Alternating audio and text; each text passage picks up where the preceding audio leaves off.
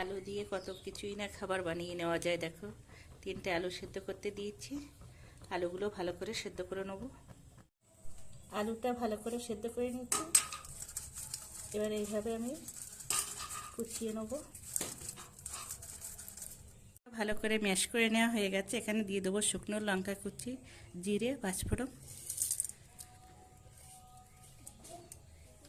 দিয়ে দেবো ময়দা,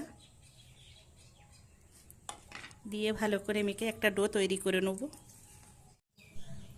ভালো করে দেখে যে মেখে নিয়েছে। এখানে আমি এবার 4টে ডো করে নেব। এভাবে 4টে লেচি কেটে নেব। রুটির মতো করে বেলে নেব।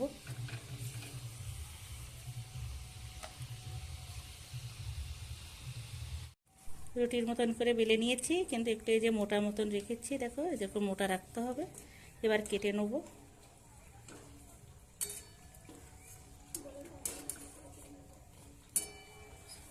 গরম হয়ে গেছে। এবার আমরা এই কাটা ফ্রেঞ্চ ফ্রাইগুলোকে ভেজে নেব।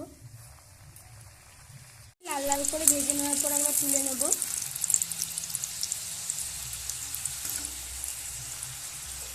টমেটোর চাটনি বানানোর জন্য প্রথমে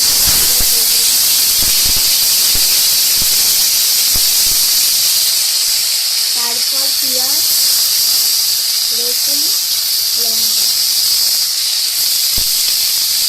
আর অল্প ধনে পাতা।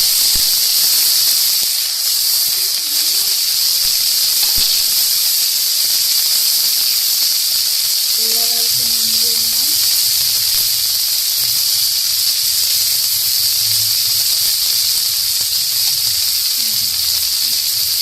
এবার আমাদের টমেটোর চাটনি বানানো হয়ে গেছে। এবার আমরা নামিয়ে নেব।